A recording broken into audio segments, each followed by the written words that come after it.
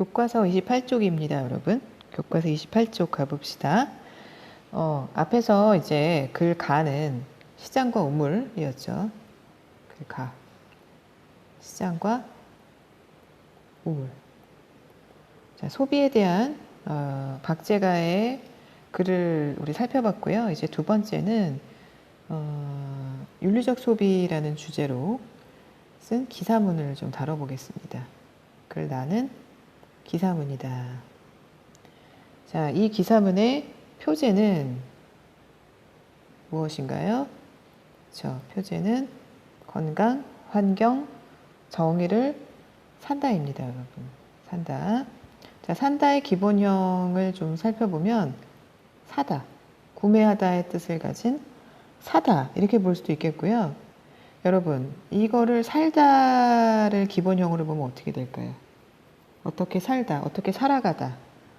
자, 선생님은요, 이 표제의 이 부분이 서술어가 중의적이라고 봅니다. 건강, 환경, 정의를 구매하다의 뜻도 있고, 또는 건강과 환경과 정의를 고려하며 살아가다라는 뜻도 되지 않나? 이렇게 이 기사를 쓴 사람이 약간 의도한 게 아닌가 이렇게 생각합니다. 자, 여기 이렇게 굵은 글씨 부분은 그렇죠. 본문 들어가기 전에 전문에 해당합니다. 읽어볼까요? 윤리적 소비는 소비자의 주체성을 회복하는 운동이라는 점에서 자, 무엇을? 소비자의 주체성. 소비자가 객이 아니라 주가 되어서 주인이 되어서 스스로 무언가를 선택하는 겁니다. 소비자의 권리인 동시에 자, 윤리적 소비는 소비자의 권리인 동시에 소비자의 의무라 할 수 있다. 똑똑한 소비자들은 똑똑한에 이 따옴표 인용 마크가 있죠. 어떤 게 과연 똑똑한 것일까? 의문이 생기고요. 똑똑한 소비자들은 기업의 사회적 책임과 윤리를 따져 묻고 개선을 요구하고 있으며 그리고 환경적으로 건전한 세상을 만들고자 능동적으로 움직이고 있다. 우리 사회에 불고 있는 윤리적 소비 운동의 원인과 그 진행 상황에 대해서 알아보자 하고 있습니다. 자, 그러면은 이 전문의 기능이 무엇이냐라고 물으면은 첫 번째 기사 내용에 대한 흥미 제공. 이쪽에다 좀 써볼까요? 전문의 기능. 이 부분이 이제 단락 1이 되겠고, 이 전문의 기능. 그래서 기사문에 대한 흥미를 제공한다. 두 번째. 자, 앞으로 펼쳐질 본문 내용을 어느 정도 요약해서 정리해주고 있죠. 사실은 요약 안내라고 해도 되겠습니다. 요약적으로 안내하고 있고, 세 번째는 윤리적 소비 운동의 그 배경을 간략하게나마 소개하고 있습니다. 배경을 간략하게나마 소개하고 있고, 네 번째는 이제 앞으로 이어질 내용을 어느 정도 제시하고 있다. 앞으로 이어질 내용을 제시하고 있다. 전문의 기능을 알아봤습니다. 자, 윤리적 소비라는 것은 한마디로 이제 여러 가지 면에서 특히 환경적인 면에서 건전한 세상을 만들고자 소비자들이 주체적이고 능동적으로 움직이는 데서 비롯된 거죠. 자, 첫 번째, 두 번째 단락이 되겠고요. 세 번째 단락. 윤리적 소비는 뭐다? 참사리이다. 건강에 대한 관심은 경제적 소비에 대한 인식을 바꾸었다. 자, 소비에 대한 인식을 바꿨다고 합니다. 무엇에? 건강에 대한 건강이 소비에 대한 인식을 바꿨군요. 식탁 안팎을 괴롭히는 각종 유해물질과의 싸움은 건강하게 오래 살려면 가려 먹어야 한다는 위기를 확산시켰다고 볼 수 있다. 자, 우리 식탁을 괴롭히는 것들이 어떤 게 있나요? 자, 여기 얘가 나와 있죠? 동물에게 호르몬제를 투여해서 우유의 생산량을, 즉 젖의 양을 늘리는 거죠. 젖소의 전량을 늘리는 거야. 그래서 이상한 호르몬들을 이제 주기적으로 투입한다든가, 또 비위생적인 양계 환경, 자, 이런 곳에서 생산되는 그 닭고기라든지 또는 우유가 과연 우리 몸에 좋을까라는 의문을 소비자들이 가지기 시작한 거죠. 그래서 이런 것에 대한 우려가 높아졌다. 즉, 동물 복지에 대한 것인데, 행복하지 못한 동물에게 건강한 식품이 나올 수 없다라는 생각으로 이어져 참다운 식품과 참다운 식품, 참사리하고 연결이 되죠, 여러분? 참다운 식품과 또 동물 권리를 이제 묶어서 우리가 관심을 가지게 된 거죠. 식탁이 건강하려면 동물도 행복해야 된다 이겁니다. 동물에게 이상한 약을 투입하거나 해서 뭐 이런 또 거기서 나오는 이 분비물이라는 게 이제 젖인데 이게 건강할 리 없고요. 따닥따닥 좁은 곳에서 그 붙어 있는 아주 그 양계의 환경 같은 것도 우리에게 그 식탁에 오르는 우리 육고기, 그 건강을 굉장히 위협한다라는 그런 내용입니다. 전문가들은 결국 착한 소비가 안전한 밥상에서 출발해 공급자와 소비자의 바람직한 역할과 유통 과정에서 지켜야 할 올바른 윤리 기준을 제시하고 있다. 자, 이 분야의 전문가들은 안전한 밥상을 우리가 받으려면 어떻게 해야 되냐? 공급자와 소비자의 바람직한 역할이 있어야 된다 보는 거예요. 자, 이 속에서 유통 과정에서의 약자에 대한 적절한 배려도 자리하기에 착하다라는 단어의 쓰임은 정당한 것이다. 즉 착한 소비가 바로 참사리를 위한 것이다. 이렇게 보는 거죠. 착한 소비가 참사리를 위한다. 이 참사리는 우리의 식탁을 걱정하는 것에서 비롯된 거다. 참사리를 선호하는 현상은 실제 시장 분위기도 변화시켰다. 친환경 농산물 유통량이 증가했으며 이제 건강하게 기른 젖소에서 나오는 젖이라든지 또 그 닭을 풀어놓고 이제 길러내는 그런 양계 환경 이런 것들을 소비자들이 관심을 가지고 그렇게 생산되는 제품을 돈을 조금 더 주고라도 이제 사 먹겠다 하는 소비자들이 생겨난 거예요. 환경 보호와 더불어 이것이 곧 환경 보호가 되겠죠. 지나친 제초제를 쓰지 않는다든가 지나친 비료를 쓰지 않는다든가 하는 것들. 자, 이것이 건강한 밥상 보급으로 결론적으로는 사회적 지출을 낮춘다 이렇게 됐습니다. 즉 우리가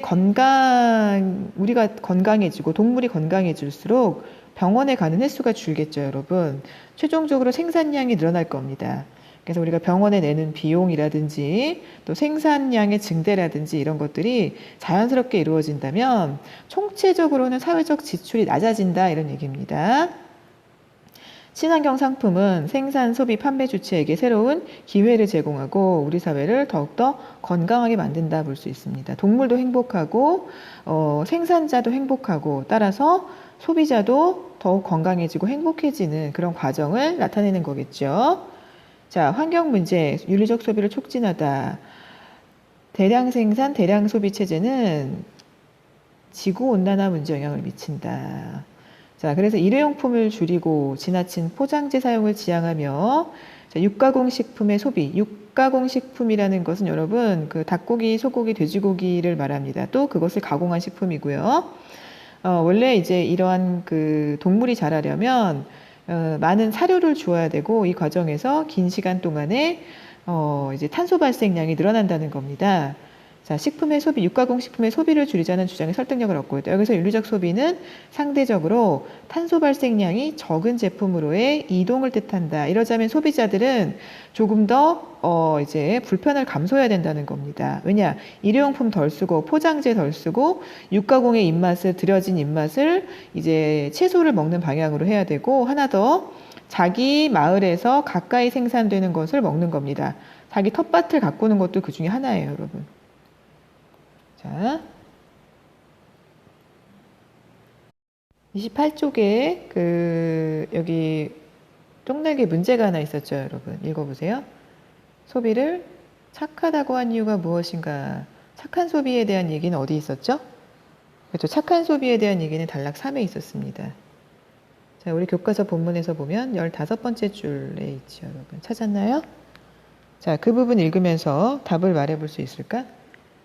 소비를 착하다고 설명하는 이유는 무엇일까? 자, 이것을 이제 답을 좀 말해 본다면, 자, 안전한 밥상에 대한 어떤 그 요구, 안전한 밥상에 대한 걱정으로부터 시작된 윤리적 소비가 공급자와 소비자의 바람직한 역할, 또는 유통 과정에서 지켜야 할 올바른 윤리 기준을 제시한다. 자, 이것은 이제 본문을 거의 그대로 갖다 쓰는 거죠. 여기 있죠. 착하다는 단어 있으면 정당하다.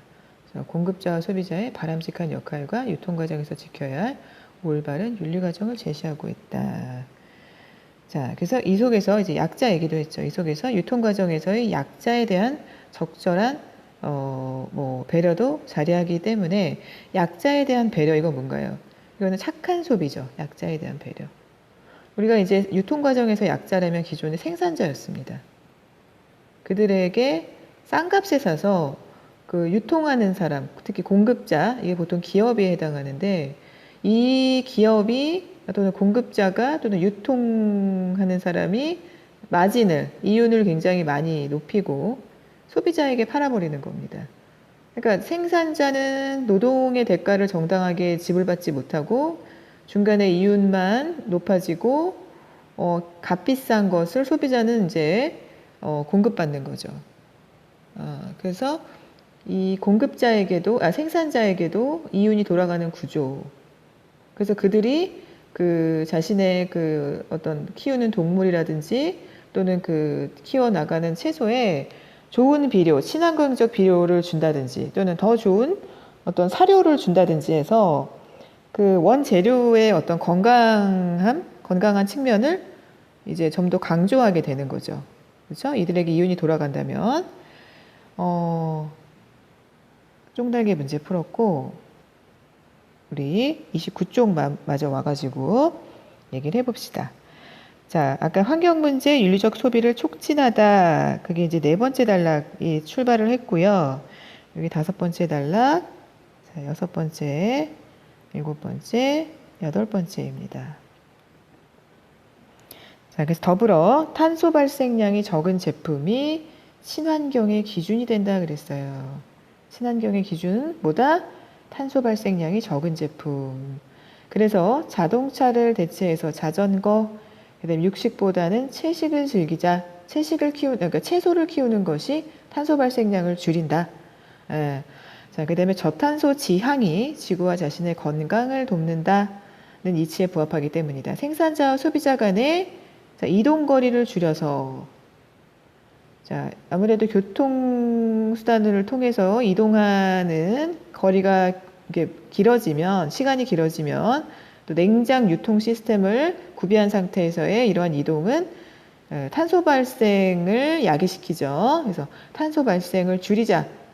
그래서 뭐 하자? 지역 먹을거리를 장려한다. 내 텃밭에서 나는 것을 내가 먹겠다. 결국 현명한 소비자는 지구 환경, 지역 경제, 가계 경제, 가족의 건강을 고려할 게 많네. 지구의 환경, 또 우리 지역의 경제가 살아나야 되죠. 그래서 내 지역에서 나는 것을 되도록이면 먹자. 텃밭은 못 가꾸더라도 가까이 나는 것을 가서 이제 직접 사드리고 소비하는 겁니다. 그다음에 가정의 경제, 또 가족의 건강까지 고려해서 적절한 제품을 골라내는 사람이 현명한 소비자. 아까 전문에 혹시 기억나요? 전문의 2번째 줄에 똑똑한 소비자 이런 얘기 있었죠. 그러나 소비자가 가진 정보는 극히 제한적이다.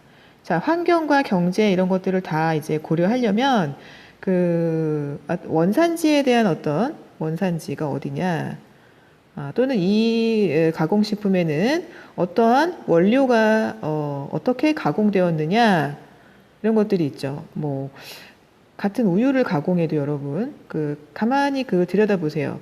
어디서 이 소가 어떤 방식으로 키워졌느냐, 젖소가. 그다음에 이것을 멸균하는 과정에서 이게 1, 2초간의 고온에서 살균하는 경우도 있고요. 저온 살균 처리하는 것도 있어요. 이렇게 되면 이제 시간이 길어지는데 대신에 그 건강한 우유, 아까 고온에서의 멸균보다는 저온에서의 멸균이 건강한 우유를 생산한다고 합니다. 그래서 원재료, 원산지 또는 가공 과정에 대한 이제 소비자들의 궁금증이 높아지기 시작했죠. 자, 그래서 소비자가 가진 정보는 극히 제한적일 수밖에 없죠. 자, 그래서 누가 어떻게 해야 합니까? 바로 그 중간에 그것을 가공하거나 유통하는 사람, 약간 말하면 기업이죠. 그 기업이 제품에 대한 올바른 정보를 제공해야 합니다. 소비자는 건강한 음식을 먹을 권리가 있죠. 자, 기업의 윤리적 의무다. 이것은 누가 규제하면 좋을까? 정부가 제도 개혁으로 기업에게 윤리 의무를 부과해야죠. 그렇죠? 이거 그러지 않을 경우에 원산지를 속이거나 제품 가공 과정을 제대로 밝히지 않을 때 벌금을 물린다든지 하는 그런 제도가 있겠죠. 자, 세 번째 꼭지입니다. 소비자가 외치는 경제정의. 경제정의는 다의적인 표현이다. 자, 경제정의 언뜻 눈에 안 들어옵니다. 그렇죠? 머릿속에. 자, 윤리적 소비의 관점에서 보면 경제정의의 범위는 해당 제품을 구매하고 낸 돈이 올바르게 쓰이고 있는가. 그럼 올바르게 쓰이고 있는 게 뭘까요, 여러분? 예를 들면 공정여행이라든지 공정무역 제품을 선호하는 겁니다. 선생님이 이제 주로 드는 예가 이제 커피콩이에요. 커피콩. 우리나라에선 생산되지 않죠. 열대지방에서 주로 생산되는데 그 지금까지 이 커피 나무에서 콩을 채취하는 일이 이제 어린 아이들에게 싼 값에 노동력으로 부려먹고 아이들이 학습할 기회라든지 제대로 영양을 섭취할 기회 같은 거 주지 않고 굉장히 낮은 그 임금을 지불해 가면서 기업이 이들을 고용했죠.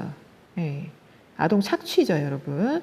그래서 이제 소비자들은 커피라는 것은 사실은 이제 기호식품이고, 약간의 이제 그 고급 취향인데, 커피를 이제 내려서 마시고 이런 것들. 나의 기쁨을 위해 이렇게 먼 나라의 어린아이들이 착취당했다는 걸 알면 굉장히 슬프죠. 내가 좀 더 돈을 내더라도, 지불하더라도, 공정하게 거래된 제품을 내가 사겠다라는 의지가 반영되는 겁니다. 정당한 노동의 대가를 지불하자는 의도입니다. 한 커피 매장에서 만난 어쩌고저쩌고 씨는 이 회사의 제품이란 부끄럽지 않은 소리가 될 것이다 라는 믿음에서 이 기업의 지갑을 열었다. 아까 다소 비싸더라도 공정하게 거래된 것을 나는 선택하고 싶다. 사회적 기업이 생산한 이런 기업을 사회적 기업이라고 한다고 합니다. 이제는 모든 기업이 만약에 이런 점을 고려한다면 사회적 기업이라는 말은 사라지겠죠. 자, 모든 기업이 사회적 기업이 생산한 제품이나 제품은 그동안 판매자와 소비자가 일방적으로 누려왔던, 특히 판매자가 누려왔던, 이건 유통하는 사람이죠. 자, 상인이 누려왔던 그런 이윤을 어떻게 합니까? 새롭게 환원하는 방식이기에 어떻다고 말한다. 정의롭다고 말할 수 있다. 다시 말하면 이윤 배분을 새롭게 환원한다는 것은 생산자에게 정당한 노동의 대가를 지불한다는 이 부분입니다. 환원한다는 것은 돌려준다는 얘기잖아요. 그렇죠? 자, 마지막 전문가들은 윤리적 소비 관점에서의 경제정의를 원료와 생산 체계 그리고 기업의 그 추구하는 정신은 물론 상품의 이면에 담긴 정치 사회적 영향까지 고려하는 것으로 설명하고 있다. 이 판단의 꼭지점에는 현재의 행위가 다음 세대에게 미치는 영향까지도 고려해야 한다는 지속 가능성이라는 말이 자리하고 있다고 보고 있다.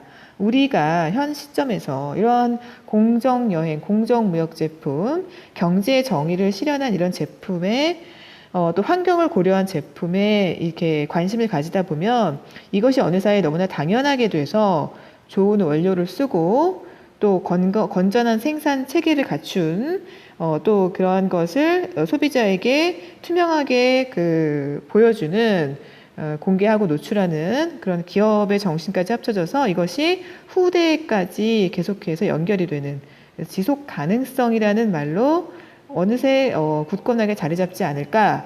자, 바로 그러한 말을 하면서 에너지 경제 2015년 1월 12일자 이제 이 기사문이 이제 수록이 된 거고요. 여기를 좀 볼까요? 필자는 현명한 소비자의 모습이 어떠하다고 생각하는지 찾아 써보자 그랬어요. 어디 있나요? 그렇죠? 8번째 줄에 있습니다. 여러분 8번째 줄 읽어볼까요? 네, 8번째 줄. 자, 거기 답을 보면 뭐예요? 현명한 소비자는 5번째 단락 첫 시작이죠. 현명한 소비자는 지구 환경, 지역 경제, 가계 경제, 가족의 건강을 고려하여 적절한 제품을 골라내는 사람이다 해서 답이 직접적으로 나와 있죠. 자, 이렇게 해서 여러분 이 기사문은 이제 마치는데요. 그러면은 여러분 선생님 질문하는 거에 한번 답해 볼까요? 선생님 질문 4개만 한번 해볼게요. 전문의 기능. 자, 문제 1번입니다. 문제 1번. 전문의 기능 네 가지를 답하시오.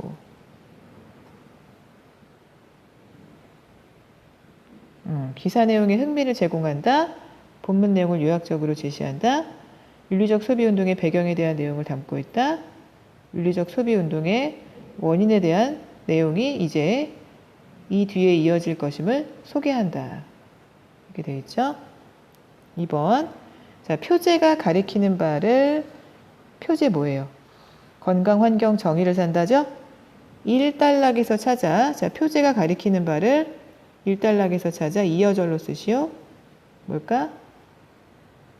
그쵸. 윤리적 소비입니다. 답은 윤리적 소비. 자, 3번. 일회용 포장재 남용이 가져올 수 있는 결과를 단락 4에서 찾아 쓰시오. 뭘까요? 일회용 포장재 남용은 그쵸. 지구 온난화에 영향을 미치죠. 자, 네 번째. 윤리적 소비를 할 때 고려해야 할 점을 모두 쓰시오. 뭘까요? 어디 써요? 그쵸? 8번째 단락이죠. 8번째 단락 첫 번째 줄. 제품의 원료와 제품의 생산 과정, 정치 사회적 영향, 그 다음에 지속 가능성. 이 네 가지를 고려할 때 이것이 바로 뭐가 된다? 윤리적 소비가 된다. 자.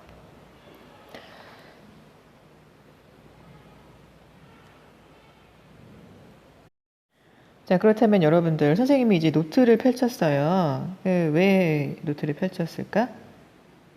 이 윤리적 소비의 8개의 단락을 요약하기 위함이죠. 요약. 첫 번째 단락은 나는 2문장으로 요약했어, 얘들아. 뭐라고 했냐? 윤리적 소비는 이라고 출발을 했지. 윤리적 소비는 소비자의 권리이자 의무이다. 두 번째 문장은 윤리적 소비 현상에 대해서 알아보자. 이렇게 했어요. 여러분이 쓴 것과 비교해 보세요. 두 번째, 건강한 식품에 대한 염려는 이라고 시작했습니다. 건강한 식품에 대한 염려는 안전한 밥상에 대한 얘기가 있었죠, 아까? 건강한 식품에 대한 염려 또는 안전한 밥상에 대한 염려는 무엇으로 이어진다? 그렇지. 동물 복지에 대한 관심으로 이어진다. 이렇게 했습니다. 자, 세 번째는 착한 소비가 들어가야겠죠. 자, 착한 소비를 하고자 하는 흐름이, 우리 사회 흐름이, 착한 소비를 하고자 하는 우리 사회 흐름이 친환경 농산물의 유통을 증가시켰으며 이는 우리 사회를 건강하게 만든다. 이렇게 했어요. 착한 소비를 하고자 하는 흐름이 친환경 농산물의 유통을 증가시켰으며 이제 친환경 농산물 여기 들어갑니다. 이는 우리 사회를 건강하게 만든다. 이렇게 했고요. 네 번째는 자, 다시 한번 윤리적 소비는 탄소 발생을 감소시키며 탄소 발생이라는 말이 들어가야겠죠? 이는 그쵸. 지구 온난화가 들어가야 됩니다. 이제 지구 온난화. 그러면 지구 온난화 그 다음에 어떻게 할까? 지구 온난화를 막는데 기여한다. 뭐라고? 지구 온난화를 막는데 기여한다. 윤리적 소비는 그러니까 뭐예요? 지구 온난화를 막는데 기여하는 거예요. 어떻게? 탄소 발생을 감소시켜서. 자, 그 다음 다섯 번째. 제품에 대한 올바른 정보 제공. 근데 기업의 하면 더 좋겠어요. 기업의 제품에 대한 올바른 정보 제공은 어떻게 한다? 어떤 결과를 가져올까? 그치? 소비자가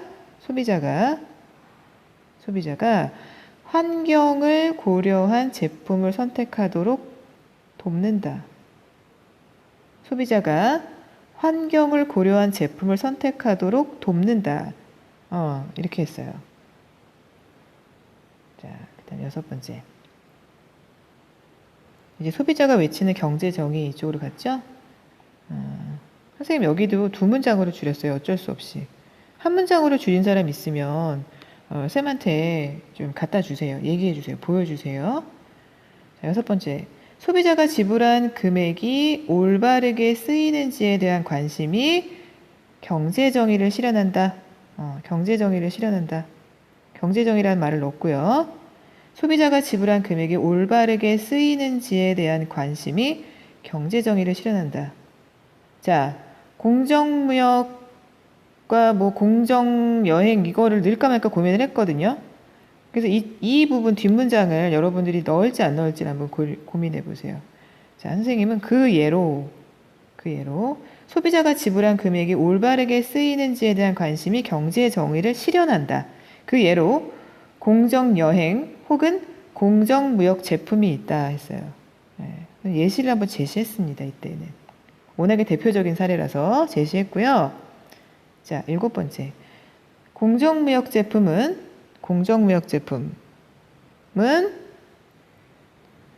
이윤을 환원한다 그랬는데 누구에게 환원하는지가 안 써있죠. 넣었습니다. 공정무역 제품은 이윤을 생산자에게 환원하는 방식으로 경제 정의를 실현한다 이렇게 했습니다. 공정무역 제품은 이윤을 생산자에게 환원하는 방식으로 무엇을 실현한다? 경제 정의를 실현한다. 자, 8번째. 윤리적 소비는 다시 한번 윤리적 소비는 제품 원료와 생산 과정, 제품의 원료와 제품의 생산 과정, 정치 사회적 영향, 그리고 지속 가능성 모두를 고려하는 소비이다 이렇게 했습니다. 그 모두를 고려하는 소비이다 이렇게 했어요. 자, 이렇게 해서 요약 마치고요. 여러분들은 내 거를 갖다 쓸 게 아니라 여러분 것과 비교를 해야 하니까 미리 작성해둔 여러분의 문장과 나의 요약을 이제 비교해 보면 좋겠어요.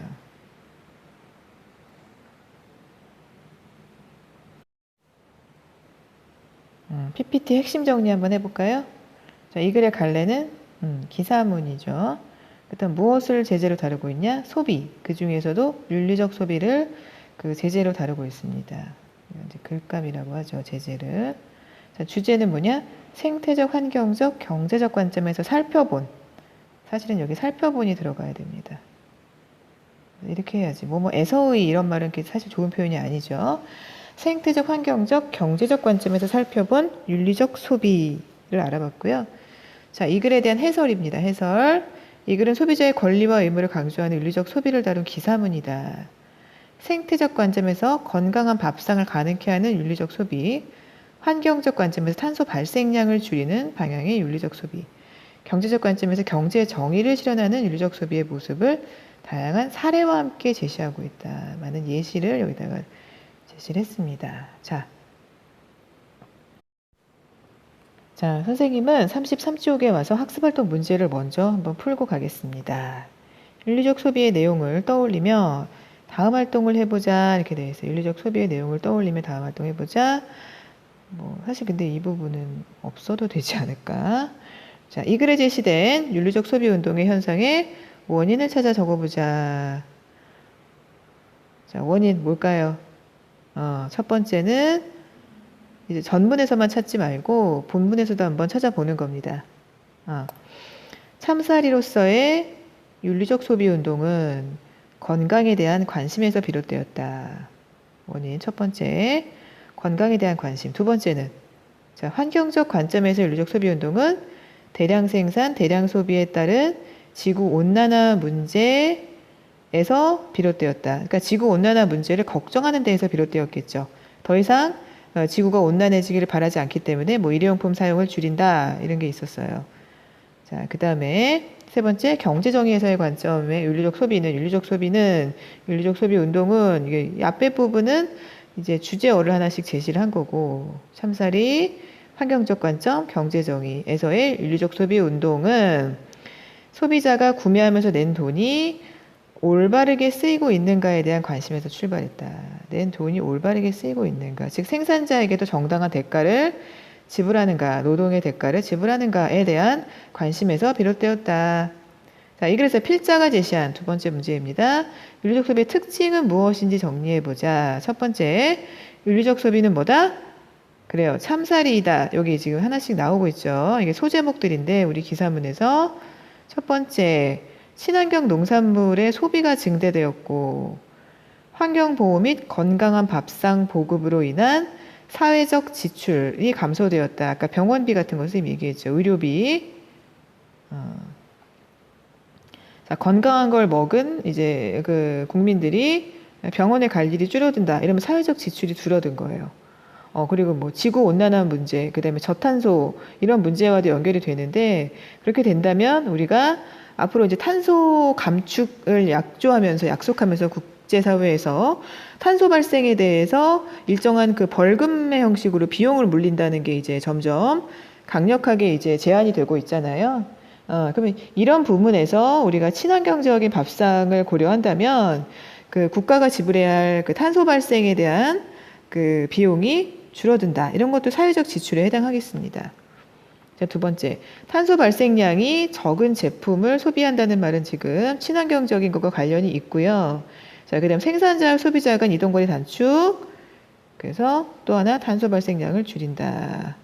자, 그다음 소비자가 외치는 경제정의. 자, 공정여행과 공정무역 제품을 일단은 골라라. 두 번째, 이윤 배분을 새롭게 환원하는 방식. 환원하는 건 뭐야? 되돌려놓는다. 되돌려준다. 이런 거죠. 그 다음에 후세대를 위해 지속 가능성을 고려한 소비를 해라. 자, 지금 여기는 기사문의 내용을 이제 정리하는 차원에서 학습활동 문제가 제시되었습니다. 교과서 30쪽 세 번째 글 다루도록 하겠습니다. 우리는 지금 소비라는 주제를 놓고 주제 통합적으로 읽고 있죠. 글가는 시장과 우물이라는 그 중수필 또는 논설문이었고 글나는 이제 윤리적 소비에 관한 기사문이었고 글다는 그 심리학자가 쓴 설명문입니다. 설명문인데 제목이 독특하죠. 명품 집착, 우울한 한국인의 초상이라는 제목입니다. 이제 명품이 뭔지는 여러분이 알고 있을 거예요. 이제 값비싼 고가의 물건이고, 이제 집착한다는 거는 이제 거기에 매달려서 어떻게 해서든지 손에 넣기 위해 수단과 방법을 가리지 않는 거.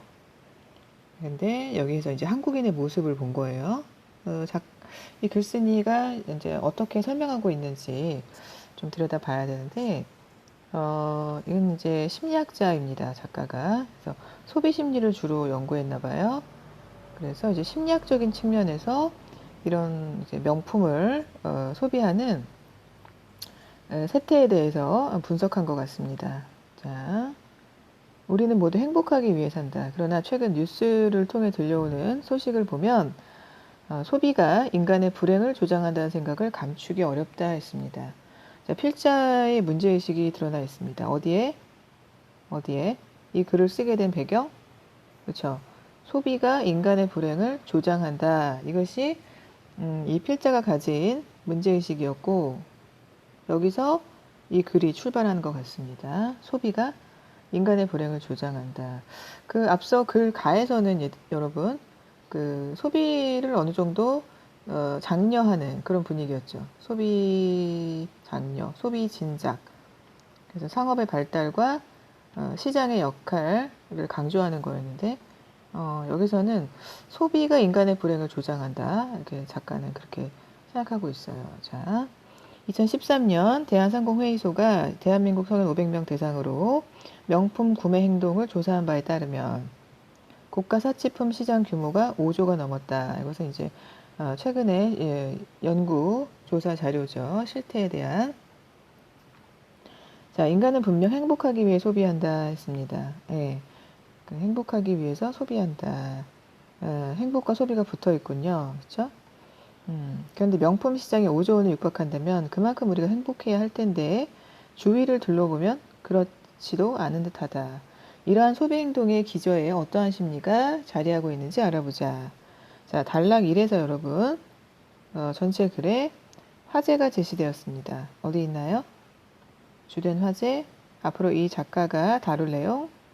그렇죠. 자, 이러한 소비 행동의 기저에 이러한 소비 행동 뭔가요? 5조 원에 육박하도록 우리나라 사람들이 이렇게 명품을 구매하는 자, 이러한 현상. 자, 이러한 소비 행동의 기저에 어떤 심리가 자리하고 있는지 알아보자. 그래서 화제를 제시했다. 앞으로 이런 내용이 주로 다루어진다. 이것에 관해서. 자, 타인의 인정에 목마른 무슨 소비? 과시 소비. 자, 그 소제목이 하나 제시가 됐고요. 두 번째 단락 시작합니다.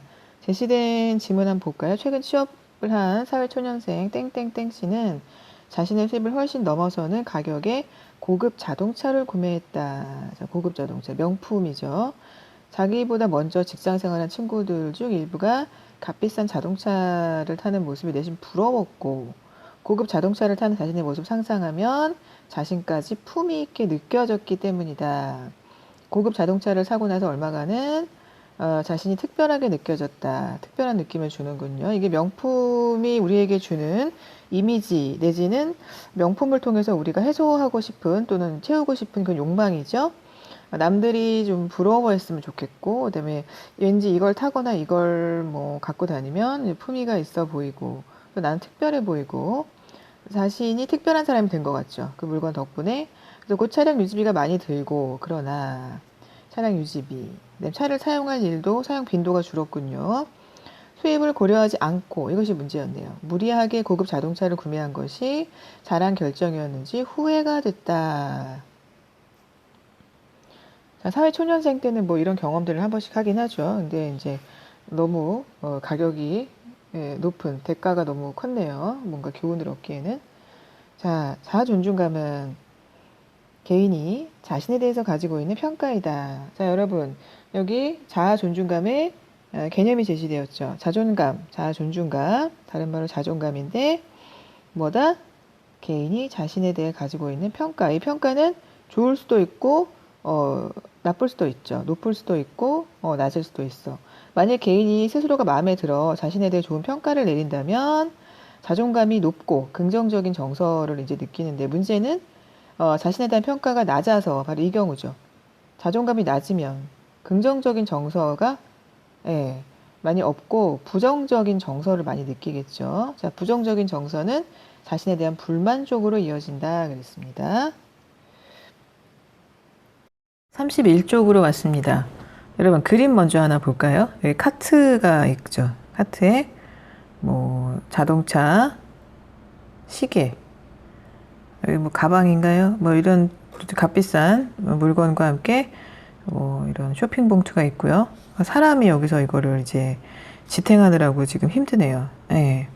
힘겹게 지금 얘네들을 실어 나르고 있어요. 자, 여기에 세 개의 어떤 주요 개념이 제시되어 있네요. 명품 소비, 이것은 곧 자기 자신을 과시하기 위한 과시 소비인데, 이것의 기저에는 그 남과 자신을 그 맞춰 나가려는 동조하려는 그 동조 행위의 일종이다. 명품을 소비하는 것은 동조 행위에서 시작된 거다. 뭐 이렇게 지금 얘기해 놨어요. 자, 주요 개념 잠깐 살펴볼까요? 물적 자기란 뭐냐? 자, 선생님도 여기서 처음 본 표현인데요. 물적 자기란 심리학자 윌리엄 제임스가 제안한 셀프 개념의 하나로 자기 자신, 소유물로 스스로를 묘사하는 걸 말한대요.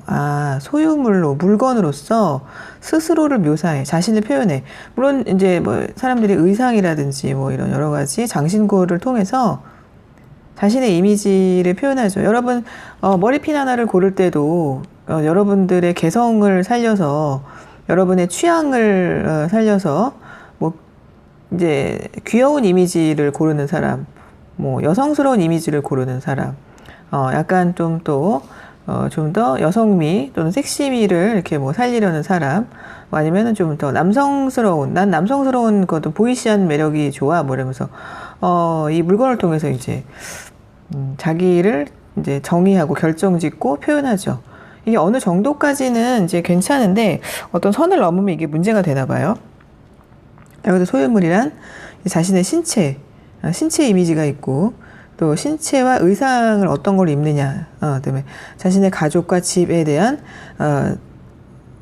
등 자신이 가진 물리적인 모든 것을 일컫는다. 자, 이것들로부터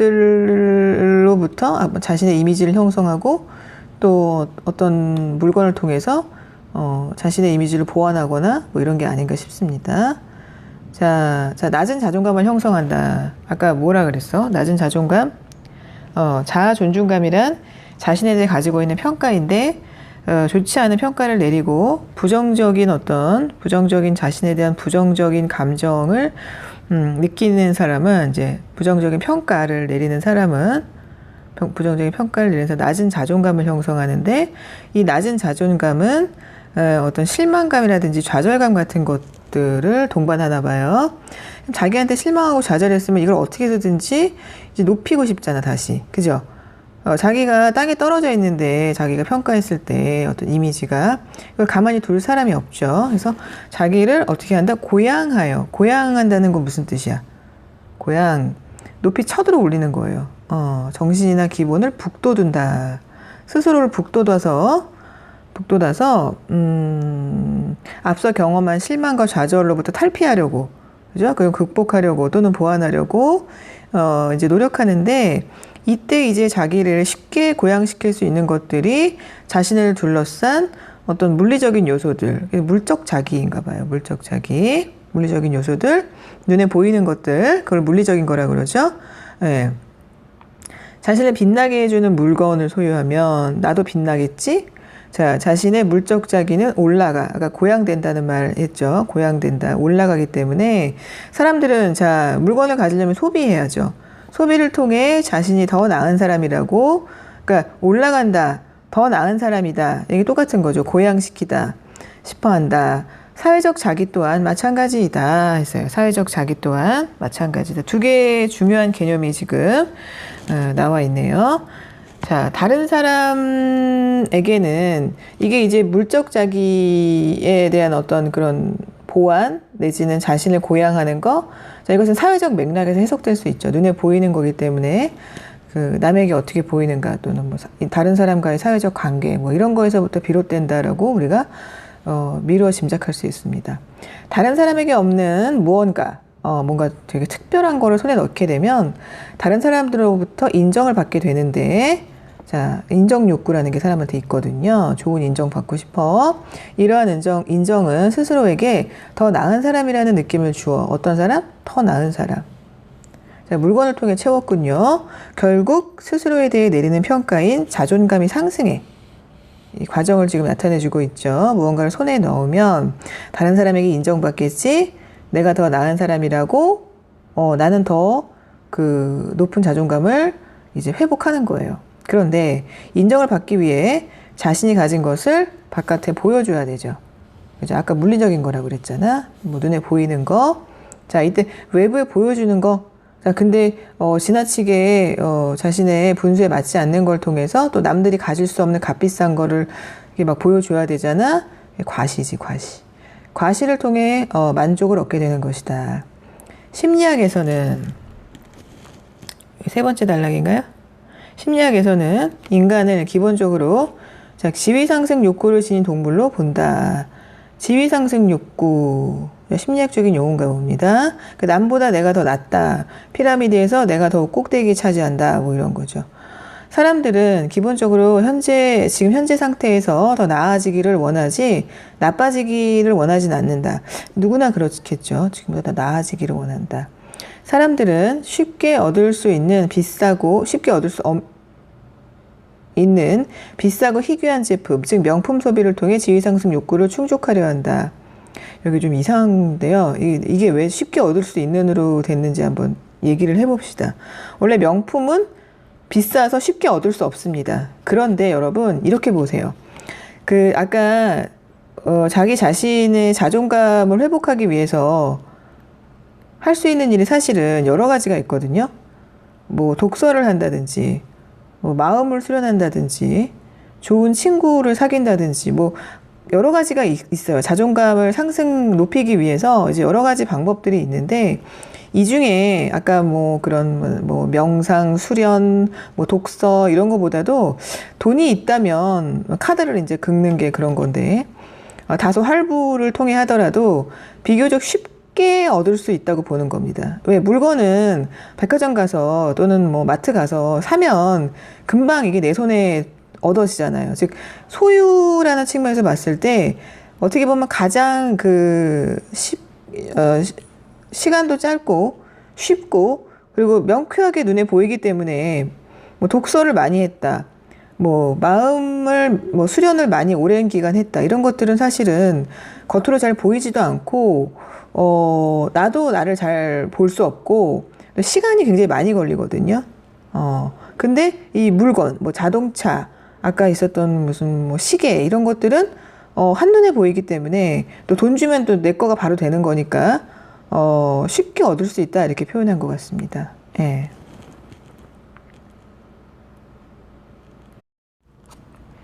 자, 이번에는 32쪽인데요, 교과서. 자, 이제 제목이 또 하나 나왔습니다. 유행을 따르고 얻어낸 안도감. 이렇게 나와 있죠. 여러분, 이 부재라고 할 수 있는 제목이 아까 뭐가 있었냐면, 자, 타인의 인정에 목마른 과시소비 있었어요. 그 다음에 이제 두 번째 이 소제목 또는 부제는 유행을 따르고 얻어낸 안도감. 그러니까 안도감을 어디서 얻었어? 후유하고 다른 사람들의 어떤 흐름 또는 최신 유행, 자, 이런 거를 따랐을 때 안도감을 느낀다는 거예요. 볼까요? 자, 네 번째 단락이죠. 자, 그 전에 여기 쪽날개 문제는 유행이 민감한 사람들의 심리의 특징을 정리해보자. 어딘가 있겠네요. 4, 5, 6. 자, 읽으면서 이 쪽날개의 답도 찾아봅시다. 한국은 대체로 관계를 중요시 생각한다. 맞죠, 여러분? 모든 나라 사람이 다 관계를 중시하지만 한국인에게 이 점이 있다는 건 여러분도 알 것입니다. 어느 집단에 소속되어 있고 누구를 얼마나 깊이 아는지가 우리 사회에 대단히 중요하다. 그래서 내 소속, 가까이 있는 가족, 또 학교, 또 친구들, 또 직장 이런 식으로 그들이 나를 어떻게 생각하는지를 굉장히 중요하게 생각해요.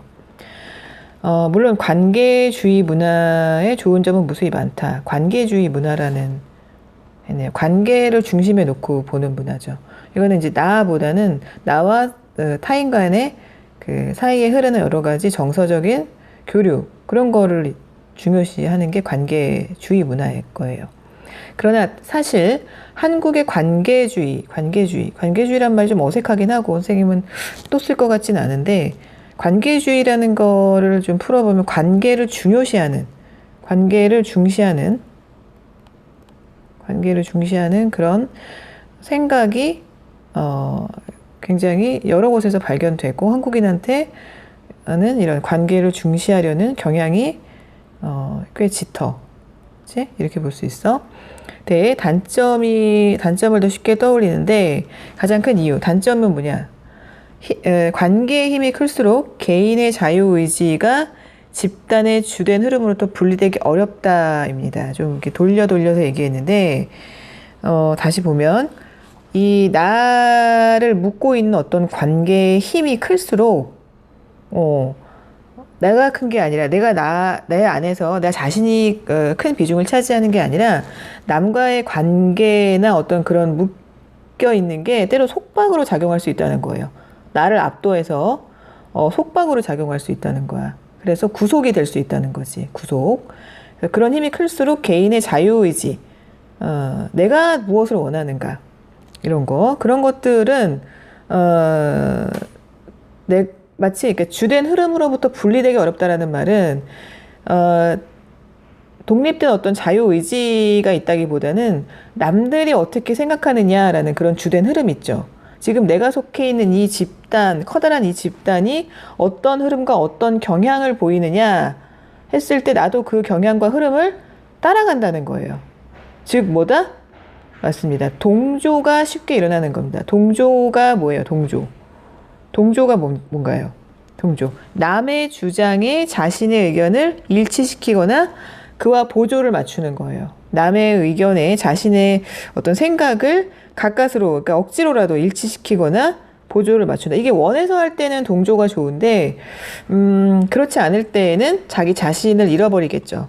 내가 무엇을 좋아하는지에 대한 생각보다는 지금 내가 속한 집단의 경향과 흐름이 어떠한지를 먼저 생각하는 거예요. 그래서 그것에 맞추려고 안간힘을 쓰는 거죠. 동조얘기는 자 어디서 좀 극명하냐면 소비 현장에서 이게 아주 극명하게 나타난대요. 대표적인 것이 바로 유행에 대한 소비, 유행에 따른 소비.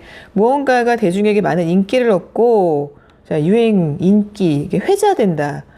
이제 많이 이렇게 입에서 입으로 돌아가면서 너도 나도 이야기하는 그것,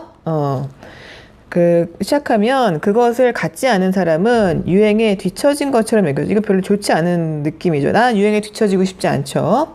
또 유행하는 제품을 사고 나면 최소한 남들보다 뒤떨어지지 않았다는 안도감. 아까 안도감 있었죠? 제목에 느끼게 된다. 그러나 문제는 유행이 지속되지 않죠. 그래서 유행은 언제 돌고 돌죠. 자, 이러한 동조 소비가 만연하게 되면 소비자들은 스스로 내적 기준, 자유의지 뭐 이런 거하고 좀 유사하네요. 내적 기준을 세우고 이에 따라 구매를 결정하는데 어려움을 느낀다. 그러니까 좀 합리적인 어떤 구매로부터는 많이 벗어나고 비싸도 유행을 쫓게 되는 뭐 그런 경향을 얘기하는 것 같아요. 자신이 내린 판단에 대한 확신을 어디서 얻는다? 내 마음에 들고 내가 만족한다. 그게 아니라 외부에서 얻게 된다 이거예요. 그렇다면 어떤 사람들이 유행에 따라가는 경향이 더 강할까? 쉽게 짐작할 수 있겠지만 심리학 연구에 따르면 개성, 즉 자아가 강한 사람들은 약한 사람들에 비해 유행에 덜 민감하다. 그러면 유행에 민감한 사람은 뭐야? 그치? 자아가 약한 사람들이 유행에 민감하다 그랬어요. 선생님도 나름대로 유행을 좀 많이 따라가려고 노력하는 편인데 자아가 약한 거라고 볼 수 있을까요? 이게 좀 극단적인 내용 같기도 하고 작가의 주장 같기도 한데 심리학적 관점에서 보면 이렇다고 하니까 한번 따라가 봅시다. 또 유행을 또 너무 따라가지 않으면 조선시대에서 왔나 사람이 이제 고루하다 뭐 이런 생각이 들 텐데 여기는 이제 그게 아니라 자기 만족, 자유의지 뭐 이런 거에 따른 소비 의사를 결정해라 뭐 이런 메시지 같아요. 앞서 낮은 자존감을 지닌 사람들이 자신의 자아를 고양하기 위해 드높이기 위해 고양하기 드높이다.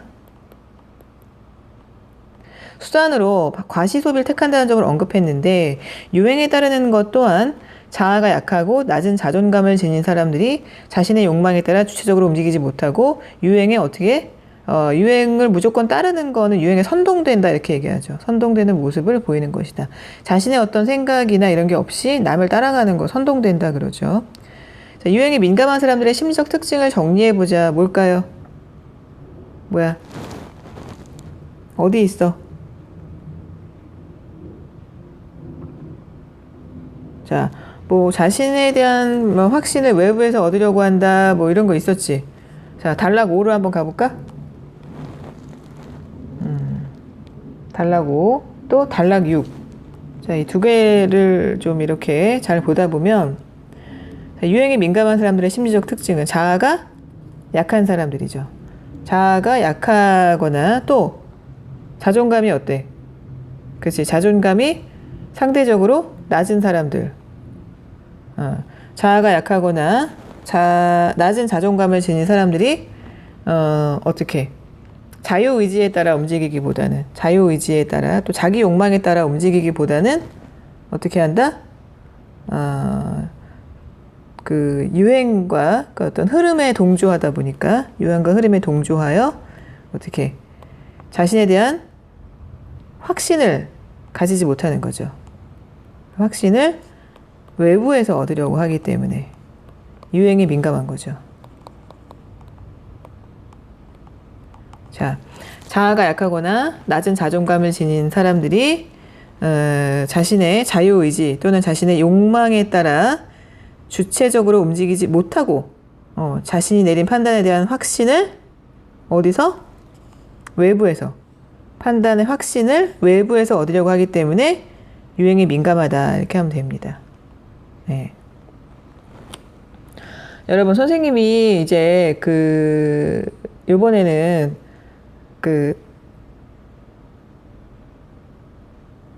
노트를 하나 또 작성을 할 건데, 요번에 이제 중심 문장이 아니고요. 단락별로 주제를 제시해 보려고 합니다. 자, 어떻게 할 거냐. 첫 번째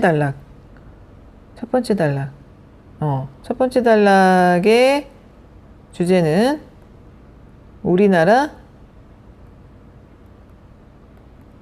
그러니까 단락의 역할이에요, 역할. 우리나라 명품 소비 실태에 관한 화제 제시. 단락의 역할. 또는 단락이 화제 제시. 우리나라 명품 소비 실태에 관한 화제 제시. 이렇게 쓰겠습니다. 요약문을 하지 않고. 이제 이것도 일종의 요약이긴 하지만, 이제 단락의 역할, 단락의 내용만을 이렇게 써보겠습니다. 자, 두 번째는 멈추고 이제 여러분도 하고 와서 나랑 답 맞춰봐야죠. 두 번째는 과시를 통한 자존감 고양.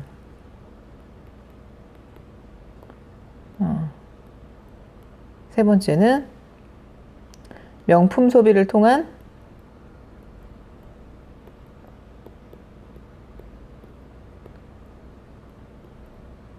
지위 상승 욕구 충족.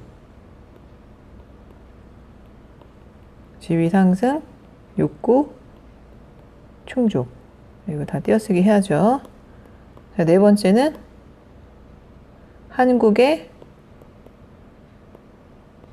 관계주의와 동조행위. 심리학적 용어가 나타났어요. 관계주의와 동조행위. 다섯 번째는 동조현상과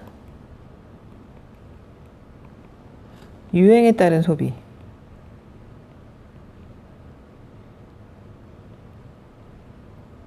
자, 여섯 번째는 유행에 따른 소비와 자존감의 관련성 입니다. 자, 여러분들이 한 것과 이 지금 단락별 주제가 얼마나 일치하는지 한번 보시고요. 자, 선생님이 하고 싶은 거는, 자, 이거보다도 한번 지울게요, 선생님. 지워도 되죠? 그래서 이제 선생님 지우기 전에 이걸 갖다 이제 멈춰놓고서 이제 여러분들이 보면 되겠습니다. 이게 지금 선생님이 한 거는 자습서에 그대로 있는 거예요. 내가 하고 싶은 거는 지금 네 번째, 다섯 번째, 여섯 번째 단락에 주제문을 다시 쓰는 거예요. 주제문. 일부만 할게요. 네 번째 단락 주제문 어떻게 하면 좋을까? 여러분, 네 번째, 다섯 번째, 여섯 번째 단락의 주제문을 좀 스스로 써보고 나랑 맞춰봤으면 좋겠어. 자, 5분 뒤에 만날까? 자, 5분 뒤에 만났어. 관계를 중시하는 우리 사회에서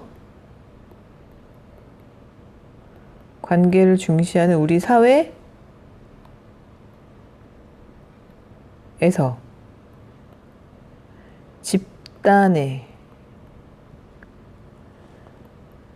동조하는 경향이 있다. 그치? 이렇게 했어, 나는. 자, 그 다음에 다섯 번째 단락은 뭐라고 했냐면, 여러분 어떻게 했어요? 동조와 유행은 소비하고 관련 지어야 되잖아. 그치? 동조와 유행은 개인의 구매 행동에 어떻게 한다? 그치? 영향을 미친다. 개인의 구매 행동에 영향을 미친다. 자, 6번, 6단락. 자아가 약한 사람이 과시 소비를 하는 경향이 있다. 이렇게 했어요. 선생님 글씨가 왜 이렇게 못 쓰나요? 칠판 글씨가 이거보다 훨씬 예쁘게 잘 쓰는 것 같아요. 글씨 알아볼 수 있겠어요? 자아가 약한 사람이 과시 소비를 하는 경향이 있다. 자, 여튼 뭐 여기까지 해서 일부만 선생님이랑 이제 주제문 쓰기, 요약해보기, 단락별 요약하기 해봤어요. 명품 집착, 우울한 한국인의 초상에 대해서 핵심 정리 좀 해보겠습니다. 자, 글의 갈래 설명문 나와 있고, 그 다음에 제재, 글감은 명품 소비 현상, 그래서 부정적이었죠.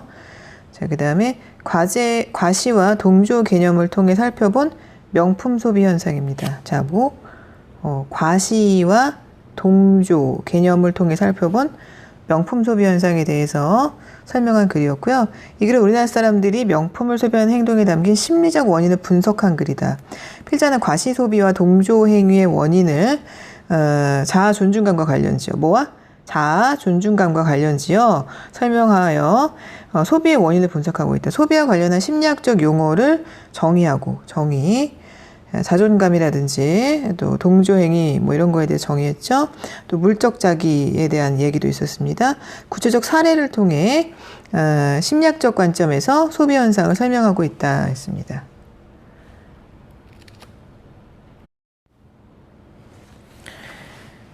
자, 여러분 선생님이 지금 다시 한번 이제 이야기를 할 건데요. 우리 두 번째 페이지에 와서 이제 정리를 좀 해보면 이제 물적 자기와 사회적 자기가 있습니다. 자, 물적 자기의 개념은 소유물로 스스로를 묘사하는 거예요. 이 소유물에는 뭐가 있었냐면 신체, 의상, 집. 네, 가족은 소유물이라기보다 이제 자기가 속한 곳인데 이런 것들로 스스로를 이제 묘사하는 거, 자기에 대한 이미지를 가지는 거. 자, 물건을 소유함으로써 물적 자기가 올라가고 자존감이 상승한다 라고 이제 보는 게 바로 소비와의 관계에서 물적 자기를 정의한 거예요. 소비와의 관계에서. 그럼 사회적 자기는 뭐냐? 타인으로부터 인정받는 거예요. 자, 이거는 이제 한국인들이 주로 좀 강하게 가지고 있는 자신이 속한 집단과의 그 관계주의, 사람과 사람 사이의 관계를 중시하는 거. 남에게 이제 동조하기 쉽고 뭐 이렇게 했잖아요.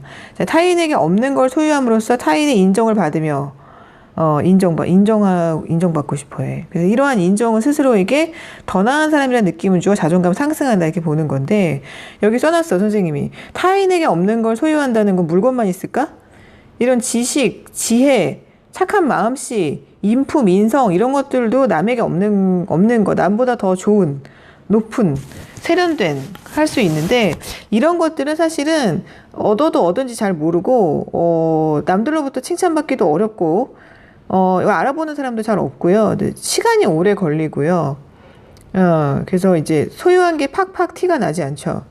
근데 얼른 쉽게 남들 눈에 보이고 또 그 소유의 욕망을 또 채워주는 게 이 명품이잖아요. 그래서 이렇게 해서 여기서부터 이제 이 자존감이 이제 상승한다 이렇게 보는 거예요. 심리학적으로. 소비와의 관계를 한번 따져봤습니다. 34쪽 학습활동 왔습니다.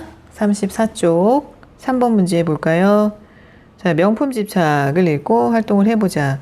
명품을 과도하게 소비하는 이유를 찾아보자 했어요. 명품을 과도하게 소비하는 이유. 찾아봤습니까, 여러분? 앞에 가서 자, 단락을 제시해 보세요. 자, 첫 번째 어디 있어요? 과시를 통한 물적 자기 및 사회적 자기의 고양과 자아 존중감 그랬습니다. 자, 이것은 어디에 있었나요? 바로 그 두 번째 단락이었죠. 두 번째 단락. 그다음 명품 소비를 통한 지위 상승 욕구 충족. 요거는 세 번째 단락에 있었고, 자, 유행에 따른 자, 동조 소비. 동조 소비의 개념이 나온 것이 다섯 번째 단락이었죠. 예. 자, 동조 얘기가 소비자에게 미친 영향을 정리해 보자 했어요. 자, 동조 소비에 관련된 내용을 보려면 다섯 번째 단락과 여섯 번째 단락으로 가야겠군요. 자, 거기 갔더니 무슨 얘기 있어? 동조 소비가 만연하면 소비자들이 스스로 내적 기준 세우고 이에 따라 구매를 결정하는데 어려움을 느낀다 있습니다. 그렇죠? 그다음에 자아가 약하고 낮은 자존감을 지닌 사람들이 주체적으로 소비하지 못하고 유행에 선동된다 그랬어요. 자, 어디 있는지 찾기만 하면 답을 금방 알아낼 수 있습니다. 자, 다섯 번째, 여섯 번째 단락에서 우리는 답을 찾았다. 자, 4번 문제 볼까요? 자, 가나다를 비교 정리해보자. 자, 이제 드디어 주제통합적 읽기의 효과가 드러나겠네요. 자, 글의 형식을 비교해보자. 형식. 자, 시장과 우물은 경제적 관점, 또 거시적, 국가적 관점에서 자, 글의 형식은 논설문이었다. 자, 윤리적 소비는 자, 거기 제목에도 있어. 생태, 환경, 경제적 관점에서 기사문이었다. 자, 명품 집착 우울한 한국인의 초상. 자, 이것은 한국인 개개인들이 소비 행동을 이제 분석한 거고, 그러한 심리의 기저에는, 심리의 밑바닥에는 이제 무엇이 있는가? 자, 미시적 관점에서 심리학을 이제 미시적 관점의 소비를 다루었고, 여기에는 심리학적인 어떤 지식이 동원되었죠. 이게 설명문이었다. 자, 소비에 대한 필자의 견해, 주장이나 견해 정리해보자. 그러니까 설명문이지만 주장이나 견해가 있죠. 여기는 이 설명문은.